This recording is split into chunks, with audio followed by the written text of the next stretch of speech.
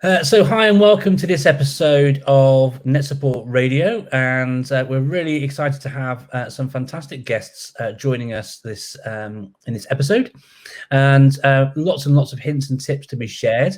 As you may well know, my counterpart here, Mr. Al Kingsley, and I wrote a guide twice. We had version 2.0 as well. And the guide was how to create a digital strategy in education. And it was really popular, and lots of schools found it really, really useful. And we're really pleased to have two people on our show today to talk about all things digital strategy, having just won an award for their school's digital strategy. Before we jump into that, though, Al, taking your NetSupport hat off for a second and putting your sort of Matt's lead hat on for a second. In an interview style, why is digital strategy important, do you think? Oh, I think there's 101 questions. I think the most important thing is not only is it about having the right impact in terms of teaching and learning, but it's about having a sense of direction, which is far easier to make the right choices about technology you adopt, build the right training framework around it, the CPD that you can embed, setting expectations about how you're going to measure it, looking at unlocking financial savings. That means you can have more of the good things and also be self-reflective on the things that don't work. I think there are so many strands, and I think where you referenced our evolution mark of our digital strategy guides from version 1 to 2, I think the real value add in addition to was the real world examples, as from our guests this evening, where we really put some of the considerations and questions into the real world context. And what do we find? No two schools are the same. There are different priorities, different focus, and actually that's the thing that really adds the detail and value. Yeah, I completely agree. And rather than sort of jump in and make it me and you chatting about this stuff, I'm really keen to bring our guests in onto the episode today. So it gives me great pleasure to introduce Paul Gardner. Welcome to the show, Paul. Paul is Deputy Head at Deira International School in Dubai. And then we've got Linda Parsons, who also works alongside Paul. And digital strategy is something that they've been developing at the school, and they recently won. I'm sure the date will be etched in their brains, but very recently won the ISC Research's International School Award for the Best School Digital Strategy. So, firstly, congratulations and well done. I'll do a little round of applause as they do. But before we sort of dig deeper into this, can I just get a little bit of background on both of you, please? If I can start with you, Paul, can you tell the audience a little bit about yourself, where you're from, your sort of experience in education, please? Yeah, sure. So I'm from Ormskirk originally, and I've been a teacher for 12 years, 8 years as a senior leader within that time.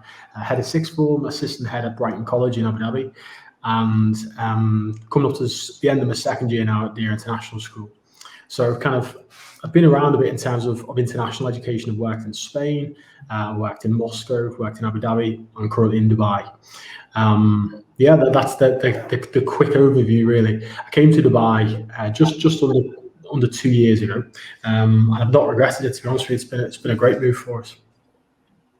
Brilliant stuff. Thank you very much indeed, Paul. And Linda, how about yourself? Hi. So I started off as a science teacher in London, and then I moved abroad, and I've kind of been here ever since, in the Middle East. So I've taught in Qatar, then went to Kuwait as a science teacher. That's when I started doing using Google Education and Google Classroom and things like Quizlet and stuff, and really found I had a real passion for integrating technology into my classrooms. Then came to Deira International School, and it kind of exploded, and there's been so much inspiration that I got from the school, which led to kind of the work that myself and Paul have done there to transform our school digitally. So that's me. Brilliant, thank you, Linda. So look, we're here to talk about digital strategy today, and clearly, it's one of those things that it's always part of a journey, isn't it? There's always something else you can be doing and working on and reflecting upon, and all those different things. But given where you're at now with your digital strategy, having won an award for it, and I've been seeing lots of lovely comments and activities from both of you on social media as well. Both of you will have seen a recent tweet where somebody came to me and asked me, about a good way to sort of go about starting, mapping out and creating a school digital strategy. So my first sort of real question for you both, and I'll start with you, Linda, if that's okay. What advice would you give to anybody looking to start creating their own whole school digital strategy? I would definitely, and it's something that, like, you've said so many times, but it has to be underlined. You must look at the community first. It depends on the community, like your own school community. So our school community is extremely family orientated, and it's also like the students have this way of talking to each other that must be reflected in the digital environment. Our own personal school, we wanted to do certain things like create a common thread throughout the school and so on of learning. So therefore the digital side of that could reflect that and support that really well. So yeah, and also finally, I guess, make sure that your teachers are on board. So you must, from the very first start, make it so that the teachers feel empowered by it, make it feel like it's kind of their own decision kind of thing, and make it, to ensure that the digital transformation is going to be successful.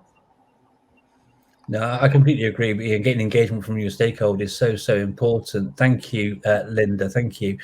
Paul, would you offer the same advice, or would you offer some additional advice? Yeah, definitely. The one thing I would add to that is, you focus on the teaching and learning. It is ultimately all about that. I mean, the strategy and whatnot is important, and it's important how you lead it and whatnot. But ultimately, everything within a school should be underpinned by teaching and learning. And so, if you focus on that and you find that digital is a good way to promote that, or a good way to evolve that in your school, then that's good, and that's kind of the way it should be. And I would very much doubt that there would be a school, that could say that digital couldn't do that. But it's not to say that you shouldn't start with that.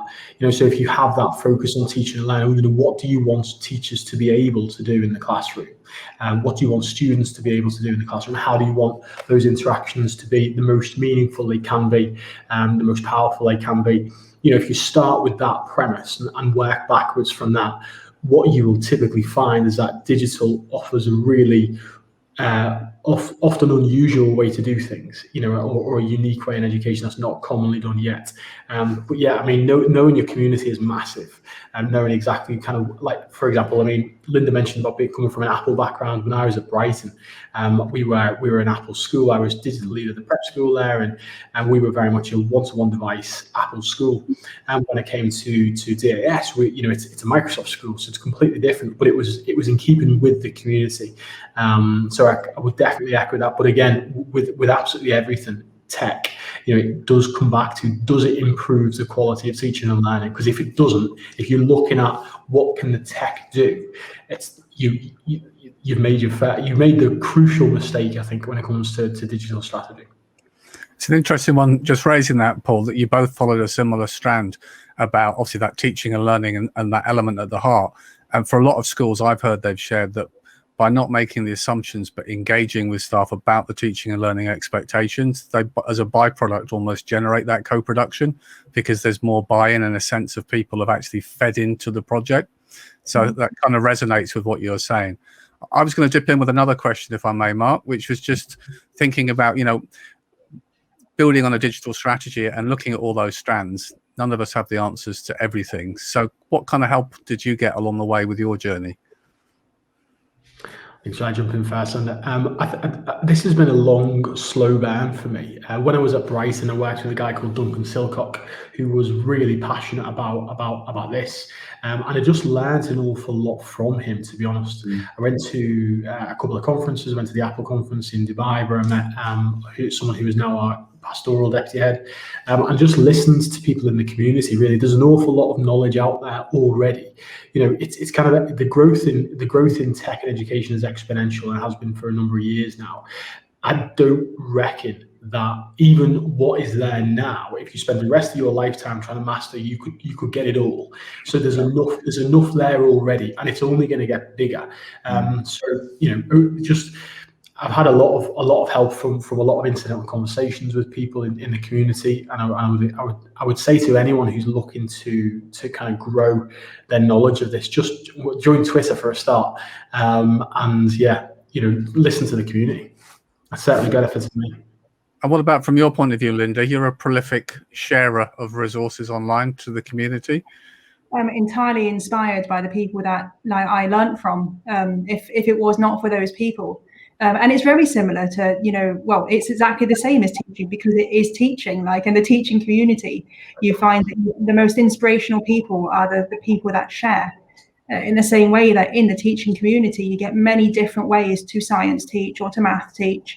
There's many different ways to do digital kind of thing, and everyone has their own flavor. So, Mark, you've been like a massive kind of inspiration, like, throughout my edtech journey, and so. And so has, oh gosh, I remember a Twitter handle, but I don't remember actually, Katie Wood, because like she's got all of the, she has a whole chapter on like how you would put digital platforms like into teaching and learning. So effectively, Steve, because he is so forward thinking and so innovative, and he's like transformed, like he was one of the transformational schools that I would looked at, when we first started our DIS journey. And then you go worldwide. So you have like, people like Craig Kemp, you have like, you've got the people in Thailand and Vietnam who are doing amazing things in there, in Singapore with Craig. They're everywhere. Adam Grocott as well, and also Niall. Sorry, right, I'm going to stop name dropping now because all of these people that I said, if you look at like what they do, if you look at what they do on Twitter, Ollie Lewis, one more person. If you look at what they do on Twitter, they always have their own angle. And that angle can be put in and like, can just season, I guess, like your digital strategy and kind of really inspire it to make it something your own. I mean, that's something I completely agree with and see so much myself. I mean, one of the best parts of the work I do outside of NetSupport in working with schools is I get to go and visit lots of schools under normal circumstances. And so I can sort of see, the great bits. When I was doing this sort of work prior to sort of branching out, because we were quite early with our digital strategy and our work, getting iPads into children's hands sort of back in 2011. I've been able to go into schools and I would cherry pick the things that, just like you sort of allude to there. I see something in one class, well, that's good. We could do that. Go to the next class, now that wouldn't work for us. Next class, well, that would work, And Twitter is very much like that. You can be really granular and pick and choose things which might be relevant to your setting, which, as we've all said from the outset, is very much contextual, isn't it? What I loved as well, Paul, a moment ago from your other response was that idea of that Michael Fullen's sort of the proponent of, is that pedagogy-first approach to use of technology, and flipping it where pedagogy can be the driver, but technology can be the accelerator, so it can move things forwards. Looking at DIS as it is, though, it's a school which doesn't just have, it's not just a secondary school, it's not just a primary school, you've got foundation stage right through. And the ways in which you use technology with young people, while some of the strategies may be the same and are applicable around low stakes quizzing and all these different types of things, but the platforms don't necessarily lend themselves well to different things at different stages in a child's progression. With that in mind, then, a question for you both around how that sort of impacted on your digital strategy, because as a school that goes from foundation stage right through to the International Baccalaureate, the IB, how did that impact on your strategy? Because you need to be sort of able to flex, I would guess, across all of it. You can't be using the same approaches across the whole school. Come to you on that one first, Paul. Is that okay? Yeah, sure. I think effective teaching is effective teaching. We discuss this quite a lot, kind of between primary and secondary. What is effective questioning? What is effective feedback? It's not really that different to 4-year-olds and 18-year-olds. The level and the nature of how you do it would vary greatly, but it's the same. It's basically the same thing. So what you're really looking at when looking at a whole school digital strategy like this, you're looking for the same functions but a different platform. Now the platform has to meet the needs of kind of the developmental ages of the children. So we would use Seesaw in the early years. I've seen Showy work really, really well for primary school, kind of like Key Stage 2 and Key Stage 3. And Microsoft Teams is much more much more sophisticated. So it suits all the kids best. But if you actually look at what we do within each of the platforms, it's the same thing. it's effective feedback, it's timely intervention when students are working, and it's setting high degrees of challenge, within the lessons that basically children can self-pace, whether it's, a year 2, I think of my son doing his maths homework, choosing the hot challenge and cracking on with that and going on to the next activity, or it's a year 11 history lesson, progressing through the skills really, really quickly. One thing I would say is that from a DAS point of view, when kind of Linda and I were starting this journey two years ago, more or less, the school was great. The school was very effective in its teaching and learning. It had a great reputation in the community, but it was really it didn't have anything really in terms of infrastructure for digital learning. So we very much had to, I don't know whether Linda would agree with me, jump in, Linda, if you want, but I think we had to prove the worth of tech in the secondary school and see that filter down into the primary, and just be there and be as supportive as possible for our primary colleagues, who then took it, from a primary level to a different level. But it was very much, to be totally honest, it was very much a case of setting out our stall first and showing how these platforms could be really helpful, and then seeing that filter down. Yeah, I completely agree with what Paul said. It's the common thread of learning that brings our schools together. So it's the common thread of how are you communicating with the children? How do you want your children to communicate? Like when you get to IB level and you kind of not so much work back, but it's just that, well, we need to do that like at early years. So things like what you just said, Tapestry, Seesaw, and Shobi, going up like primary, and then going into the end game of OneNote, like the common thread of making sure that everything, like they know that everything has to be online, and they have that skill, like the digital skills, like going all the way through. That kind of made it so that it was applicable to all levels, and also that the children just didn't get lost. What we did before the digital strategy was made was kind of like let the teachers kind of have autonomy almost, and on like what you can like use, and like there was a whole plethora of things that were being used from, like, we were supposed to be going towards an Apple school, but then we had a Microsoft Foundation, then we had like people using Google and Google Drive and so on, and I can see all of you like nodding, because it's like it's so common in all the schools to have that. But then essentially what you do is you lose learning time, you lose teaching time, because the children are so confused. That's a really interesting point, Linda. And we have one of our schools in AMAT is an all-through school. So we had a similar conversation. One of the things we thought about was things like Teams introducing slightly earlier help with that year 6, year 7 transition from the primary to secondary phase, both in terms of familiarity for students, but also transitioning parental engagement, that there was a familiar means of connectivity. I don't know if many schools have entirely solved the dilemma when if you don't have the financial resources and you inherit that mixed estate of IT devices. I mean, clearly you want ideally children to have a single sign-on, and you want to leverage the most connectivity and benefits of a single platform. So there's always diminishing returns when you've got pockets around a school, but often those pockets come at a cost to change. So it's finding that way to transition, I guess, isn't it, over time? It's interesting, isn't it? Oh, sorry, Linda, go on. Okay, go on. I was going to say, Abdul Choran did it with iPod touches, didn't he? That was his original thing. It just shows you, really the simplest device can be so effective. And I think if you've got that commonality of usage, regardless of what it is, it can be really, really effective. Sorry, then I feel very bad that I busted in there. Didn't realise. Okay. It's just like I really liked kind of like what you were talking about, the simplicity of the platform, and also what Al was talking about, the transparency to parents.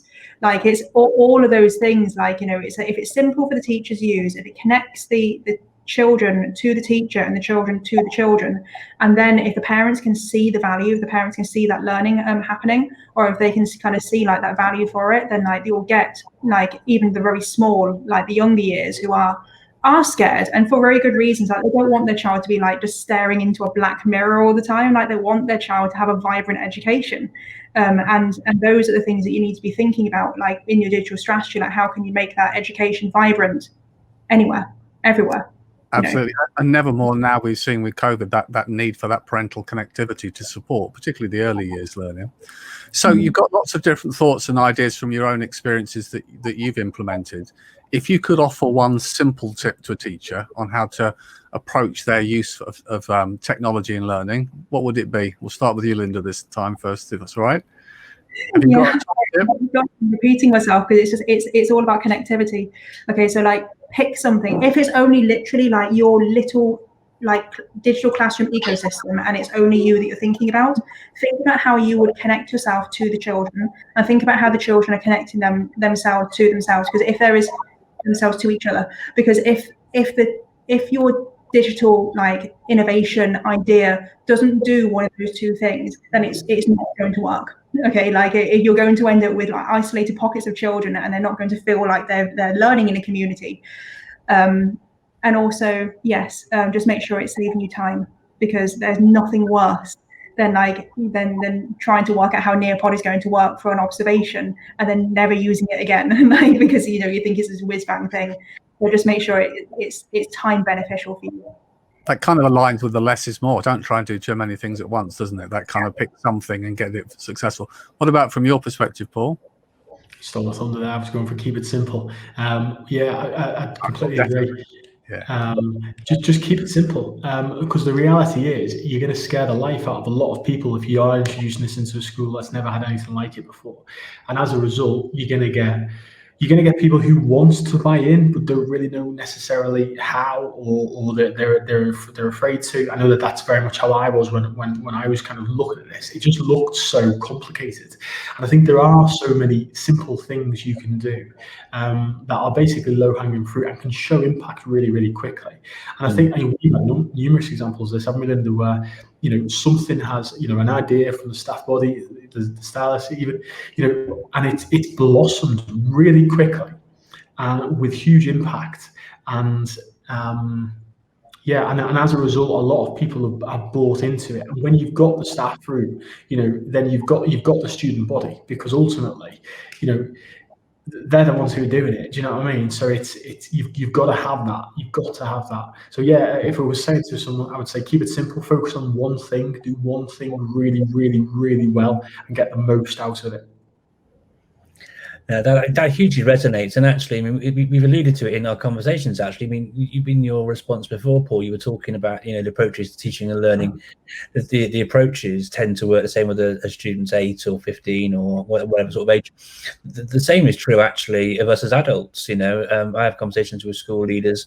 Rather than having a one-size-fits-all 90 staff in a big auditorium listening to someone speak, that's unlikely to have impact, is it? But if you could start working in a level which is based and grounded in teaching and learning theory, that's going to have much more impact. And again, keeping it simple and scaffolding and providing those opportunities for people to gain success, and success breeds success, doesn't it? So both of your answers there massively resonate with me. Thank you both for that. Can you just add to that, Mark, in terms of what you then get from that in our school is you get ambassadors for the brand effectively within the school. Once you've got those people doing those things, you then have like a body of people, in the student body the staff body, which can then be developed to the student body. That's something that Linda's done particularly well at DAS, where we have now like an ecosystem, a really strong kind of support system. Linda and I could kind of vanish into thin air tonight, and I believe, and this is the mark of good leadership in my opinion, that the school would go on exactly the same as the digital. So yeah, just to answer that, it's a nice byproduct. I completely agree with what you're saying there, because it's not about the technology per se, really. It's more about people, your interactions, how you bring them on board. And obviously technology falls into a digital strategy, but it's all about, again, people, culture, change management, all those things, which, the technology's got to underpin that and give you that security and the infrastructure to make it all work and things. But without people actually engaging with it and using it, you're never going to see the impacts, are you? And that's why it's so important, like you both alluded to, about bringing people with you. Words like community and connectivity and relationships. These are all key tenets to what's clearly working really well for you at DIS. That said, though, you've just won the award. Next question for you both is, what's next in your digital strategy? What are you looking to move on to next? And what are your sort of, I say that if you think about sort of 2 years into the future, what are you exploring about moving things forward from where you are now at the school? Can I come to you first, Paul, please? Yeah, sure. I'm going to go back to the keeping it simple thing, and a comment I made before about perfecting, becoming masters of this. It's really nice to get recognition. It's obviously really nice as a school. Linda and I have talked a lot about this in the past, about how great it is to be part of a staff body that is so proactive and so good at this. But there's going to be there's no need to up level this from my perspective. We need to really get verbal feedback used consistently and with its highest impact. The quality of our digital usage in school will be dictated by our results ultimately, because it's about teaching and learning. If our results are better, if our attainment improves, if our student experience improves, if our attention is positive, that's a symptom of a really healthy digital strategy. So for me, it's not a case of doing something else next. It's about doing this better. And I think one of the things that we are going to do is, if you are coming to DIS as a teacher, you are going to get that really high quality PD, and you're eventually going to lead on it, and you're going to be a part of it. We have huge kind of collaboration sessions with staff. If I again come back, timely intervention, monitoring student work as it's going on through the lesson, through the use of OneNote or whatever platform lower down the school, high quality verbal feedback. The thing about verbal feedback is that a lot of people, they don't necessarily forget, but a lot of people don't talk about the need for speed. You go back to Black and Williams' kind of original kind of works. Speed wasn't really something that was. It was very difficult to get feedback to students quickly if you teach them history once a week, say. Whereas now you can do that. So we've got to do that better, and we've got to have a good look about whether that's having an impact and reflect on that, and then improve it. I don't think by any stretch of the imagination we are the finished article because we've won an award. Quite the opposite. It gives us an opportunity to go deeper, I would say. Yeah, brilliant response. There's nothing to disagree with there. Did you have anything to add to that response, Linda? I think in 2 years' time, if we're having a look now at what the response from our student leaders and the response from I call them digital architects, like the specialist teachers that are really taking digital on board, instead of standing up. And I think, like one of you said earlier, it's no longer like standing in front of 90 people and expecting people to listen to you. It's no longer about standing up like in front of like a class or a year group on like Internet Safer Day or like digital citizenship day and saying like this is the one day that you're going to think about it. Like it doesn't work like that. So in 2 years' time, like I will be fully expecting like my digital architects to be the people that are doing like small group, like in the departments and like doing small group training, really personalized training. So if you do have, now we have a baseline. Okay, we need to build on that baseline, but there's always going to be new influencers coming in. Those influencers might be really, really expertise, or they might be like, lower than what we have at the moment. So like, it's really important to make it so that the training is now specialized for students and for teachers. And that's going to be in the next 2 years. The other thing that I think I envisage, like, DIS really becoming a part of, like, is the international student community. It's taken a long time to kind of get our student leadership to where it is at the moment, like for their confidence. But the thing is, like, the children can now see that the the digital communication teams are like, the superstars of student leadership, because they do whole school things. They're bringing in the international, like, student voice into our school. So in 2 years' time, when the year 7s go up to year 9s, and the year 9s go up into like, key stage 5, in key stage 5, and they have leadership opportunities, digital, I'm hoping, is going to be the forefront of their mind. Like, I want to be that person. I want to lead, a whole school, a real whole school thing. So yeah, that's where I think it's going to go. I think it's really interesting in your responses. I mean, the thing that really stands out to me is it shows a real sense of confidence in your position in the school and your digital strategy? Because it'd be very easy for the natural response now to be, well, we're going to push on and aim for the stars in 2 years' time and have 101 different things. It actually takes a lot more kind of courage and conviction to say, actually, what we want to do is really embed it and make sure that we get the most from this, so that we've got those kind of solid foundations for the future. And I think that's a real credit to you folks, because I have to say it's the sensible option, as opposed to what would perhaps be the easiest one from I'm not going to say from a marketing point of view, but to please other leaders in terms of aspirations. But that's not what it's about. Obviously, it's about getting the most from it.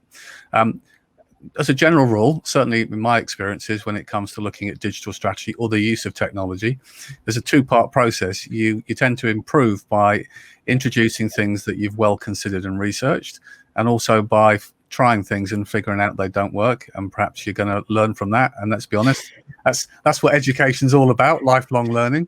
So we've had a few of them. Yeah, well, you'd be I would question your honesty if you said no, it's been plain sailing from day one, because I'm not sure anyone's encountered that. But if you had the luxury of going back and reflecting on one thing in your strategy that didn't work out quite as you perhaps would have anticipated originally, so this is about avoiding the pitfalls for others, I guess, what would it be? Linda, do you want to go first on this one? I have one, and I promise, Paul, it's not going to make DIS look bad, but don't. So it's don't, like, how do I put this? Like, don't buy into a set menu. Okay, so like so a really good example for us was our student, like, it's really close to my heart at the moment, because we're about to launch like their next student leadership project. But we tried to launch digital citizenship and student leadership in our school 2 years ago by following a set menu. And it didn't work. And it didn't work because like the teachers instantly saw through it, and it was like, you know, but that's from like another, like a completely different like environment to what we were in. So how does it even like relate? And the students were just like, oh, like it's not theirs. They didn't own it. Like, so it didn't work. So we went back, you know, and I had a big think about like how student leadership can really bring like, you know, really bring value to like our digital ecosystem, and we've developed what we have developed now. So that's what I would change. I would do this, what I'm doing now 2 years ago. That's good to hear. What about from your perspective, Paul? I would say well-being for us. It wasn't a focus at the very start, but it could have been. I don't think we knew enough about this and the kind of the opportunities that tech can afford when it comes to teacher well-being, when it comes to time management. I'm thinking of a seminar I was in with Mark. I can't remember where it was, to do with timing the sending of your emails and things like that. You know, these things make a difference, a big difference. And I think if we could go back, I would want to have known more about how to do that effectively, and I don't think we knew enough about that at the time. So if I was saying to someone, you know, that focus on teaching and learning, of course, but also well-being, because you're going to gain an awful lot of time for teachers, and therefore they're going to spend that energy kind of, you know, on teaching and learning as well. It's a really nice one. Obviously, it's very opportune at the moment, but some of the questions that I hear is often people talk about the strategy and then talk about how we're going to measure impact. And there are long-term impacts in terms of impact on outcomes for young people as they progress.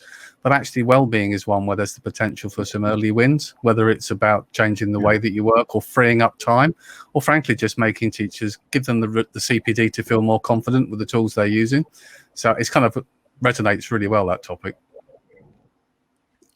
I completely agree. It's really important. I mean, you've alluded to it in your response as well, Paul. When you're trying to bring a new thing in, asking somebody to do more, a great question to ask at the same point in time is what can I actually take away because teachers' cups are full at the best of times, you know, and so adding something else is just going to add to an already full cup. So what are you going to do to reduce that a little bit, and having that sort of idea around well-being and how you can support that and all those things tied into the implementation ideas you've shared about keeping it simple and keeping teaching and learning at the heart of what you're doing and all those things.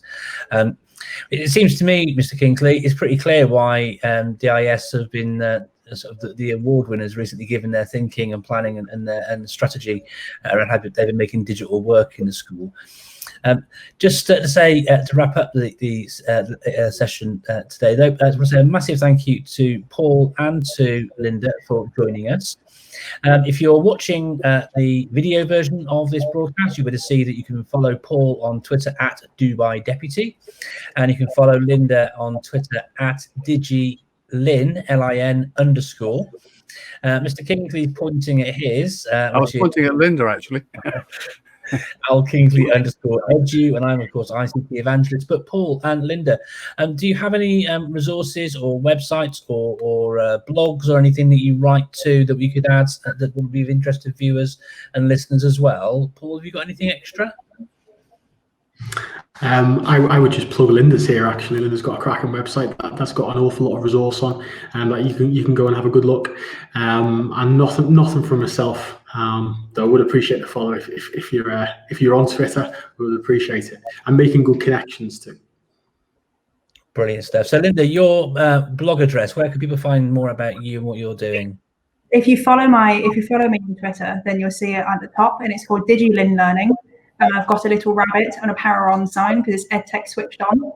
And it's a whole concept of making sure that like your digital strategy and your digital thinking is for teaching and learning, for student voice, and for well-being as well. We tweet as a team normally, so like if you do follow one of us, you'll probably get the other one as well. Brilliant stuff. Well, thank you both very much for joining us on NetSupport Radio. You can follow me at ICT Evangelist. You can follow NetSupport at NetSupport Group. And if you're looking for information about our products and services, then please visit netsupportsoftware.com. And we're very pleased to hear from you. And that will leave me now to say thank you again for taking the time to join us and listen. Don't forget to hit the subscribe button, whether you're listening in or watching in.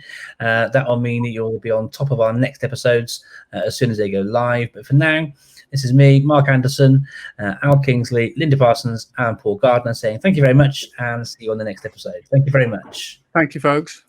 Thanks. See you guys.